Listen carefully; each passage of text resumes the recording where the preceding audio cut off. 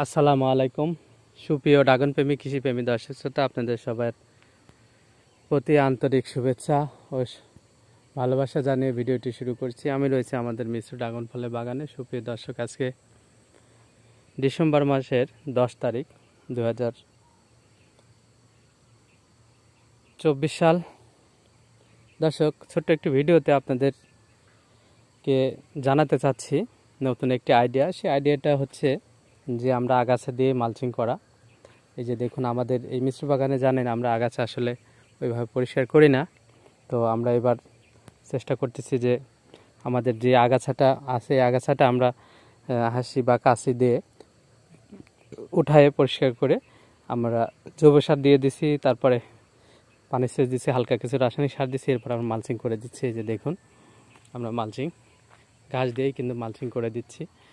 তো নতুন একটি ধারণা, যাদের বেশি পরিমাণে আগাছা আছে তারা আগাছাটা পরিষ্কার করে সেই আগাছা দিয়েই কিন্তু আপনারা মালচিংটা করে দিতে পারেন। এখন কথা হচ্ছে যে এই ঘাসগুলো আবার এখানে থেকে ঘাস হবে কিনা, যদি হয় সমস্যা নেই, গাইফো ফসফেট গ্রুপের আগাছানাশক স্প্রে করলে এই ঘাসগুলো যেমন মরে যাবে, আপনার ড্রাগন গাছের গোড়াও তেমন কোনো সমস্যা হবে না। সেই ক্ষেত্রে মনে রাখতে হবে গাইকো ফসফেট গ্রুপের আগাছানাশক দিতে হবে। অন্য কোনের সাথে অন্য কোনো গ্রুপের আগাছানাশক মিক্সার করলে কিন্তু চলবে না।